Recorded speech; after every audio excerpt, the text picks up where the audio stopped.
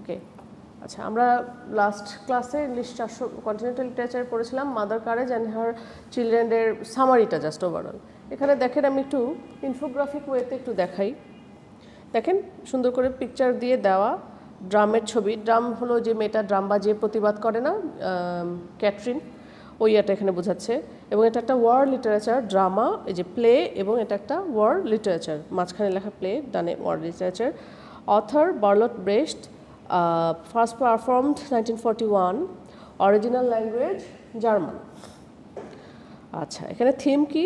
The inhumanity of capitalism and war, পুঁজিবাদ এবং যুদ্ধের অমানবিকতা, এটাই হলো থিম। এবং এই নাটকটার প্লেটার 1600 মানে ব্যক্তিকাল ওয়ার্ল্ড ওয়ার না, 30 ইয়ার্স ওয়ার্ল্ড, সেটা হলো 1618 থেকে 1648 সালে হয়েছিল। সেই যুদ্ধের কথা এখানে বলা। এটা যদিও ওই থিমটা নিয়ে ওয়ার্ল্ড ওয়ার 1-এর ভয়াবহতা দেখিয়েছে। Mother courage and her children travel from battlefield to battlefield selling goods to soldiers. সোলজারদেরকে তারা গুডস, পণ্যদ্রব্য বেচে জীবিকা নির্বাহ করত।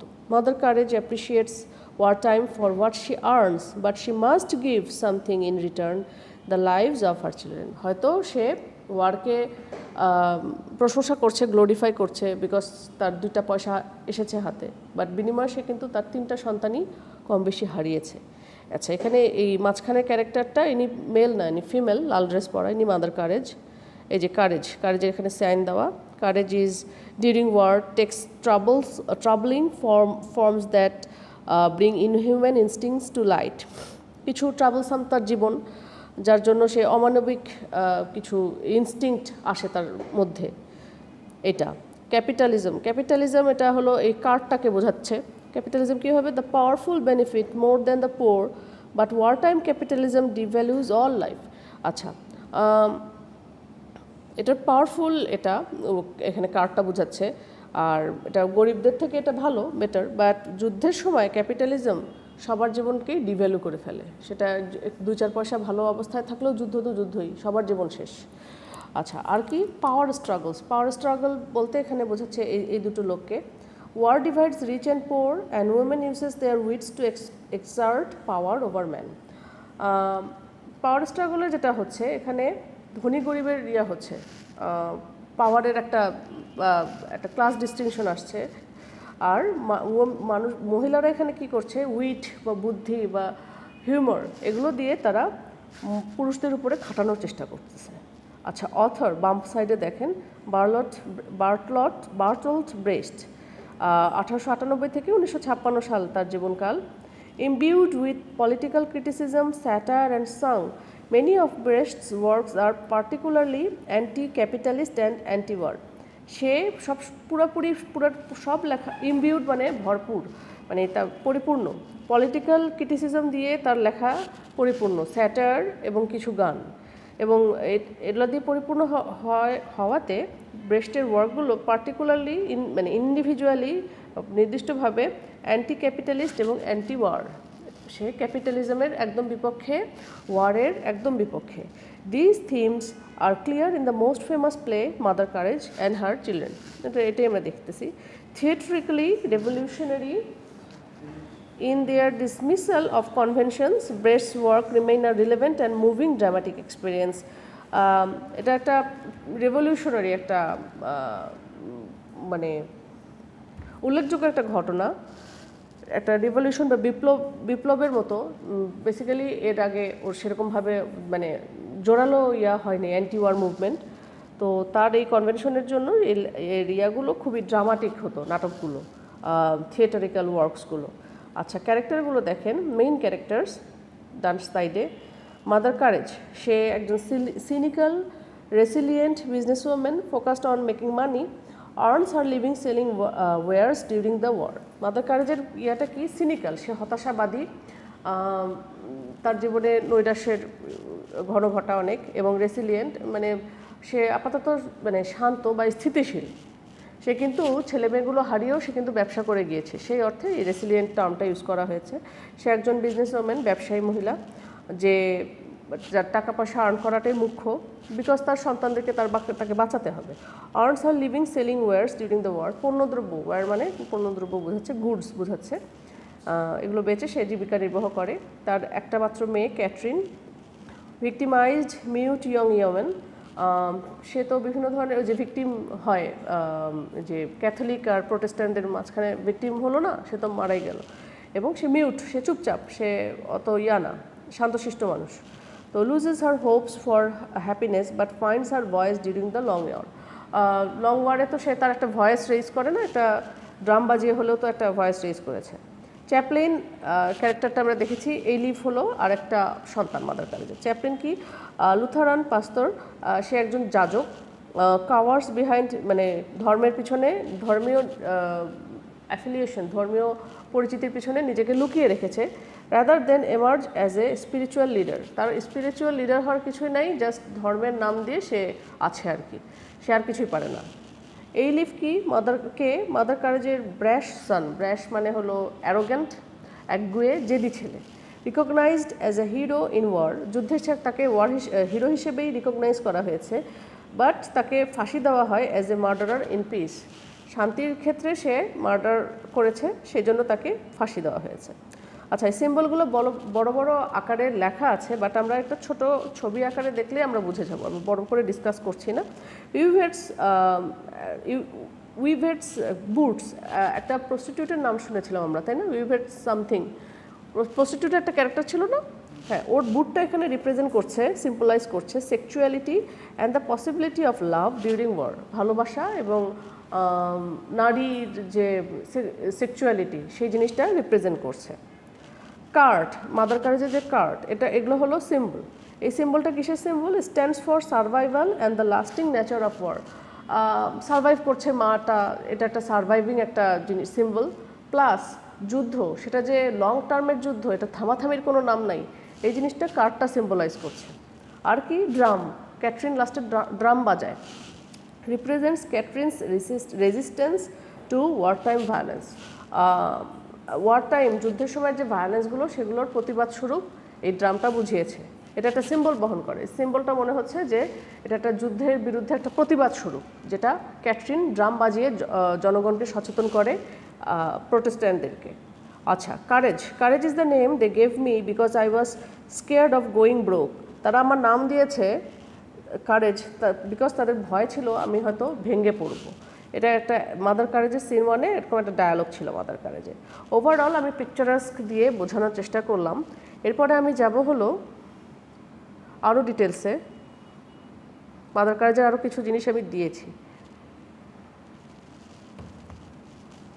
আচ্ছা, আমরা আমেরিকান ড্রামাতে যেরকম ইউজিন ওনিলের কাহিনী পড়লাম, এখন বার্টল ব্রেস্টের কাহিনীটা একটু দেখি। জার্মান প্লে রাইট সে, এবং নাট্যকার এবং কবি Bertolt Brecht, Friedrich Brecht, who shortened his name to Bertolt Brecht as an adult, lived a quiet middle-class life in Bavaria from his birth in Augsburg on February 10, 1898 until the outbreak of World War I. আচ্ছা, উনি German সাহিত্যিক, উনি just চুপচাপ শান্তশিষ্ট, মানে just নিভৃতে একটা middle class family, Bavaria, জার্মানির একটা জায়গার নাম আছে বাভারিয়া, সেখানে তার জন্ম। আর প্রথম বিশ্বযুদ্ধের আগ পর্যন্ত উনি চুপচাপই ছিলেন, মিডল ক্লাস ফ্যামিলির ছেলে। When he became an outspoken opponent of it, মানে ওয়ার্ল্ড ওয়ারে এসে উনি প্রতিবাদ শুরু করে দেন। 16 বছর বয়সে Brecht watched as many of his classmates were sent to battle. 16 বছর বয়সে উনি দেখলেন তার ক্লাসমেট যারা সবাই যুদ্ধে, তাদেরকে ওয়ার্ল্ড ওয়ারের সময় পাঠানো হচ্ছে। তার এসেতে calling those willing to die for their country fools nearly got him expelled from school. উনি ওনার এসের মধ্যে লিখেছেন যে তোমরা বোকা, দেশের জন্য তোমরা জীবন দিচ্ছ, তোমরা বোকা। এই সমস্ত লেখার জন্য ওনাকে স্কুল থেকে বের করে দেওয়া হয়। 1917 সালে breast studied medicine at the university of Munich, জার্মানির রাজধানী মিউনিক। সেখানে থেকে মেডিসিনে উপর পড়াশোনা করেন with the hope of avoiding the draft, but he ended up performing military medical service a month before the war ended. তারপরও তাকে ওই যুদ্ধের মধ্যেই যেতে হয়েছে, ওখানে মিলিটারি ইয়াতে ওখানে মেডিকেল সার্ভিস দিয়েছেন। While at university, Brecht also studied theatre which would become his life's vocation. University লাইফে থিয়েটারেও একটু পড়াশোনা করেছেন, যেটা পরবর্তীতে তার হয়েছে, কাজে দিয়েছে। তার বিখ্যাত ওয়ার্কগুলো কী কী? As a teenager Brecht work as a journalist and theatre critic. Teen এজে উনি একজন জার্নালিস্ট বা সাংবাদিক প্লাস থিয়েটার ক্রিটিক সমালোচক হিসেবে কাজ করেছেন, বাট তার রিয়েল ইন্টারেস্ট ছিল প্লে রাইট, নাটক লেখা। His first work BAAL Baal details the debauched life of a drunken womanizing poet shunned by bourgeois society and forced to live and die on its outskirts. প্রথম লেখায় উনি একজন নেশাগ্রস্ত এবং মহিলাদের সাথে ইটিশ পিটিশ করা ওম্যানাইজিং কবিরা কি হয়, সাহিত্যিকরা একটু মেয়েদের ঘেঁষা, নারী ঘেঁষা হয়। তো যাকে এই বুর্জোয়া সমাজ বুর্জোইস বা বুর্জোয়া সমাজ কাকে বলে? যারা আপার ক্লাস। আর এগুলো হলো কি ভাষা? ইতালিয়ান ভাষা। আর বুর্জোয়ার অপোজিট হলো, ধনীর অপোজিট হলো গরিব, প্রলেতারিয়েত মানে শ্রমজীবী। তো আপার ক্লাস সোসাইটি তাকে এমনভাবে তাকে পরিত্যাগ করে যে আলটিমেটলি তাকে একটা সীমান্তবর্তী এলাকায় তাকে মারা যেতে হয়। এরকম একটা কাহিনী নিয়ে উনি প্রথম লেখা লিখেছেন। এটা ওনার লেখার 4 বছর পরে প্রডিউসড হয়েছে। After Brecht won the Kleist Prize for his play Drums in the Night about the German revolution. আরও উনি লেখালেখি করেছেন যেটা জার্মান রেভলিউশনের উপরে, সেটা লিখে আবার প্রাইজও পেয়েছেন। Common themes even in his earliest works are strong opposition to war and disdain for capitalism. তার কমন থিমগুলোই ছিল মানে কঠোর অবস্থান যুদ্ধের এগেনস্টে এবং ক্যাপিটালিজমের প্রতি তীব্র ঘৃণা, disdain or private industry based on free মার্কেটে যে ক্যাপিটালিজম কী হচ্ছে, পুঁজিবাদ মানুষকে কী করছে, গরিবদেরকে খাটাচ্ছে, ধনীরা ধনী হচ্ছে, এই জিনিসটা একদম তার অপছন্দ, ওয়ার অপছন্দ। This themes are clear as well in the Jungle of Cities, অন্যান্য তার লেখাতেও, the 3 penny opera, the Mother courage and help children, এগুলোর মধ্যেও তার উপস্থিত এই থিমগুলোই। Most of Brecht's works are heavily influenced by the ideas of German revolutionary socialist Karl Marx. এগুলো লেখালেখিগুলোই কার্ল মার্কসের যে দাস ক্যাপিটাল মানে নামে একটা লেখা লিখেছেন মার্কস। সেখানে উনি কী বলেছেন? এমন একটা সমাজ ব্যবস্থা দেখিয়েছেন যেখানে কোনো ভেদাভেদ থাকবে না, যেখানে গরিব থাকবে না, যেখানে ধনী থাকবে না। সো এই কনসেপ্টের উপরে বেস করেই বেসিক্যালি ব্রেস্ট লিখেছেন ওনার লেখাগুলো। Therefore, for him, socialism, the theory, communities should own and regulate their economics, not based solely on the motivation for profit. এবং তার সোশ্যালিজম হলো যে কমিউনিটিগুলো গড়ে উঠবে যাদের মোটিভেশন শুধুমাত্র প্রফিট থাকবে না, প্রফিটের আশায় মানে সব মুনাফার আশায় সব করবে, কাজ পরিচালিত হবে, তা যেন না হয়। Was the best way to organise society. যেখানে এই জিনিসটা যদি না থাকে তাহলে সেটাই বেস্ট ওয়ে হবে সোসাইটিকে অর্গানাইজ করার। ইয়ার্স ইন এক্সাইল, উনি অনেক বছর এক্সাইলেও ছিলেন। সেটা কি কোন সময়? যখন German dictator Adolf Hitler rose the power in inter war period, যে যুদ্ধ মধ্যবর্তী সময় কি হিটলার তো তেরে ফুরে উঠলো। ব্রেস্ট তখন ছিল স্ট্রং সোশ্যালিস্ট অ্যান্ড অ্যান্টি নাজি, এবং সে সমাজবাদী ছিল এবং অ্যান্টি নাজি মানে হিটলারের এগেনস্টে ছিল। এসকেপড ফার্স্ট টু সুইজারল্যান্ড, তারপরে ডেনমার্ক এবং তারপরে সুইডেন, এই 3 জায়গায় সে পালিয়ে বেরিয়েছে। এবং সুইডেনে সে actually Mother Courage and her চিলড্রেনটা লিখেছেন। Still feeling unsafe in neutral Sweden, Brecht fled to United States in 1941।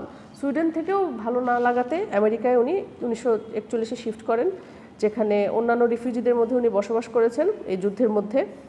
আর তার এই নির্বাসনের সময় breast road prolifically, completing Mother Carriage and her children, and published it in Life of Galileo, The Good Person of Sichuan, Fear and Misery of the Third Reich, and The Caucasian Chalk Circle. এই 4-5টা উপন্যাস উনি লিখেছেন, নাটক লিখেছেন। While living in the United States and proposing his radical ideas, Brecht was called for questioning by the House and American Activities Committee.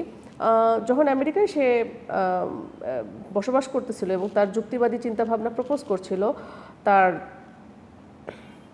তার আন American activities কমিটির মাধ্যমে উনি একটা ডাক পড়ে সেখানে। Testifying on October 1947 he claimed he had never been a member of the Communist party.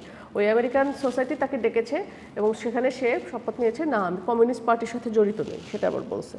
On the following day he departed for Europe. তারপরই উনি ইউরোপে আবার চলে আসেন। সুইজারল্যান্ডে 1 বছর থাকার পরে ব্রেস্ট জার্মানিতে ব্যাক করেন, যেখানে ইস্ট বার্লিনে উনি সেটেল হন আর আন্ডার কমিউনিস্ট রুলের আন্ডারে, and started the Berliner Ensemble which became a famous theatrical company with his wife Helene Weigel. আচ্ছা, এই কমিউনিস্ট রুলের আন্ডারে ওখানে ফিরে আসেন আস্তে আস্তে আলটিমেটলি বার্লিনে। এখানে বার্লিনার এনসেম্বল নামে একটা থিয়েটার কোম্পানি চালু করেন তার ওয়াইফের সাথে, আর পরবর্তীতে একটা ফেমাস নাট্যমঞ্চ হিসেবে উনি ওটা গড়ে ওঠে। আচ্ছা, এখন মাদার কারেজ সম্পর্কে একটু দেখি। Mother courage and her children has been performed in 1941। 1941 সাল থেকে জার্মানি পারফর্ম হয়ে আসছে, আর অন্যান্য ল্যাঙ্গুয়েজেও পারফর্ম হয়ে আসছে। Productions of an feature important actresses who taken on the domestic leading role. মানে বিভিন্ন সময় বিভিন্ন মহিলাকে ফিচার করেছে এই ক্যারেক্টারটা, মানে মাদার কারেজ ক্যারেক্টারটাতে। These actresses are on stage throughout most of the play in steady involvement with the other characters. তারা অন্যান্য ক্যারেক্টারের সাথে involved. Feeling endangered and insecure in Sweden with the Nazi troops overrunning Europe in all directions, Brecht turned back to the historical events of the 17th century when the German states and other countries were embroiled in never-ending struggles over religion and political dominance. Sweden থেকে উনি আসলে এভাবে করেই চলে আসেন, কারণ ওখানেও হিটলারের কাজ চালু হয়ে গিয়েছিল, নাজিদের কার্যক্রম তাকে ভয় পাইয়ে দিয়েছিল। He had learned much from the events of World War One and feared similar atrocities war in store for conflict that was impending. উনি মানে অনেক কিছু শিখেছিলেন এবং অনেক ভয়েও ছিলেন যে সামনে আরও অনেক কিছু আসতে যাচ্ছে। The play remains one of the strongest anti-war denunciations of human brutality, greed and indifference written in the last century. খুবই স্ট্রং একটা অ্যান্টি-ওয়ার একটা ম্যানাস্ক্রিপ্ট, এটা নাটক, যেখানে মানুষের ব্রুটালিটি, পাশবিকতা, লোভ, গ্রিড এবং উদাসীনতা, যেটা লাস্ট সেঞ্চুরিতে খুব কমই এরকম লেখা হয়েছে। আর being set not in modern age but 300 years before, modern এজে না কিন্তু 1600 সালের দিকের কাহিনী নিয়ে উনি লিখেছেন। It explores the timeless exploitation of the common man by those in power. যে যারা ক্ষমতায় আছে তারা যে কীভাবে এক্সপ্লয়েট করে সেটা সব সময় একই, সেটা এই ওয়ার্ল্ড ওয়ার ওয়ানের সময় হোক আর 30 বছরের ওয়ার হোক, একই অবস্থা। And it attempts to leave its audiences and readers with the hope significant political and economic change might occur one day. মানে এই লেখাগুলো এগুলো দেখে মানুষের একটা আশা জাগে যে একদিন হয়তো এই সিচুয়েশন চেঞ্জ হবে। The audience reaction to the play was often an emotional one, with people feeling pity or compassion for the beleaguered woman who suffers the death of each of her children. মানুষের অডিয়েন্সের reaction কিন্তু emotionally ছিল, because মানুষ PT এবং মানে করুণা হয়েছে, সমবেদনা হয়েছে, সিম্প্যাথেটিক ছিল যে সাফারগুলো এবং ডেথ মাদার কারেজের যে ছেলে মেয়েগুলোর, সন্তানগুলোর। However, Brecht disagreed with this response and tried to direct the interpretations toward more association with mother courage. এগুলো ছাড়া উনি আরও গভীর একটা ইন্টারপ্রিটেশন দেওয়ার চেষ্টা করেছেন তার নাটকের মাধ্যমে। He wanted audiences to see in her raw determination to survive and profit from the war proof she would have been better not becoming involved at all. আচ্ছা, উনি অডিয়েন্সকে এটা বোঝাতে চাচ্ছিলেন যে মাদার কারেজের একটা র বা একটা কাঁচা একটা ডিটারমিনেশন ছিল, মানে নিখাদ একটা ডিটারমিনেশন ছিল এবং সারভাইভ করার এবং প্রফিট করার যুদ্ধ থেকে। এখান থেকে এটাই প্রুফ করতেছিলেন যে উনি যদি যুদ্ধের মধ্যে না পড়তেন তাহলে আরও বেটার ভালো করতেন, কারণ যুদ্ধের মধ্যে তো সারভাইভ করার বা ভালো প্রফিট করার কোনো উপায় নাই। সো এই মেসেজটা দিতে চেয়েছিলেন। He disapproved of traditional emotions reactions to literature as detracting from its revolutionary potential to spark change. Traditional যে ইমোশন উনি এগুলোকে দাম না দিয়ে বলেছেন ভালোভাবে ডিপলি রিড করার জন্য মাদার কারেজের মধ্যে কী চলছে। তো কিছু সাহিত্য সমালোচক, সাম critics sympathetic to his radical politics understood the special reformative aims he had for drama. কিছু কিছু সাহিত্য সমালোচক তার এই যে র্যাডিক্যাল যে যুক্তিপূর্ণ যে পলিটিক্যাল যে থিম ইয়াগুলো আইডিয়াসগুলো এগুলোর সাথে ওনারা করেছেন যে রিফর্ম করতে চাচ্ছেন উনি পলিটিক্যাল সিচুয়েশনগুলো, তাতে এটা বুঝতে পেরেছিল কিছু critics. While audiences often continue to associate the events on a stage with that they could see as tragedy in more common sense, মানে ক্রিটিকরা বলছে যে হ্যাঁ সমাজটাকে চেঞ্জ করার জন্য ওনার কতগুলো মেসেজ আছে, বাট অডিয়েন্স দেখতেছে কি জাস্ট একটা সিম্প্যাথেটিক ড্রামা যেখানে মাদার কারেজ মারা যাচ্ছে, তার বাচ্চাদের জন্য সাফার করছে, জাস্ট এটা মেয়ারলি এরকম ছিল না, আরও ডিপ কিছু ছিল যেটা অডিয়েন্স বুঝতে ব্যর্থ হয়েছে। Not the larger issues that motivated breast, মানে এই লার্জার ইস্যুটা ব্রেস্টের যে বড় ইস্যুটা ওনারা বুঝতে সক্ষম ছিল না। আচ্ছা, ডেথ অ্যান্ড লিগাসি দিয়ে শেষ করছি, সিম্বলগুলো পরে করছি। Brecht died of a heart attack on August 1956, heart অ্যাটাকে মারা যান 58 বছর বয়সে কোল্ড ওয়ারের সময়। The Cold War was an ideological battle between the USSR and the United States over the spread of communism and nuclear proliferation. এটা কি ছিল যে কমিউনিস্ট কি বামপন্থী যারা সরকারের পক্ষে না বিপক্ষে, যারা একটা ওই যে মার্কসের মতো একটা সাম্যবাদী সমাজ প্রতিষ্ঠা করতে চায়। তো কোল্ড ওয়ারটা ওই সময় চলতেছিল। কোল্ড ওয়ার ছিল ইউএসএসআর হলো একতাবদ্ধ যে রাশিয়া যখন একটা ছিল, union of the Soviet Russia এরকম একটা ইউএসএসআর, তখন তো অখণ্ড রাশিয়া ছিল, তখনও ভাঙেনি। ওই অখণ্ড রাশিয়া প্লাস আমেরিকার মধ্যে এটা চলতেছিল কোল্ড ওয়ারটা কমিউনিজম নিয়ে। ওইগেল তো ওনার wife ran the Berliner Ensemble according to his principles until her own death. তার ওয়াইফ ওই নাট্যমঞ্চটা তার মৃত্যুর মানে তার নিজের মৃত্যুর আগ পর্যন্ত হাজব্যান্ডের ওই প্রোডাকশনটা চালিয়ে গিয়েছেন। The theatre continues focus largely on the production of Brecht's works and other plays he inspired politically যে সাহিত্যগুলো যেগুলো লিটারি ওয়ার্ক এগুলো ওনার ওয়াইফ ওখানে চালিয়েছেন। His views on the role of theatre and production techniques such as originally composed modern music and headlines and other uses of mass media to add to and interrupt the stage action are seen widely in performances today. আচ্ছা, তার যে ভিউগুলো, তার যে দর্শন থিয়েটারের উপরে এবং প্রোডাকশন টেকনিকের উপরে, যেমন অরিজিনালি কম্পোজড মডার্ন যে মিউজিকগুলো এবং headline and other uses of mass media, headline নাটক যে খবরের হেডলাইন যে অন্যান্য ম্যাস মিডিয়ার যে ইস্যুগুলো এবং to add to and interrupt the stage action, এগুলো বর্তমানের পারফরমেন্স না আজকালকার পারফরমেন্সের দেখা যায়। এগুলো তার যে কনসেপ্টগুলো এখনও এখন এগুলো আমরা দেখতেছি।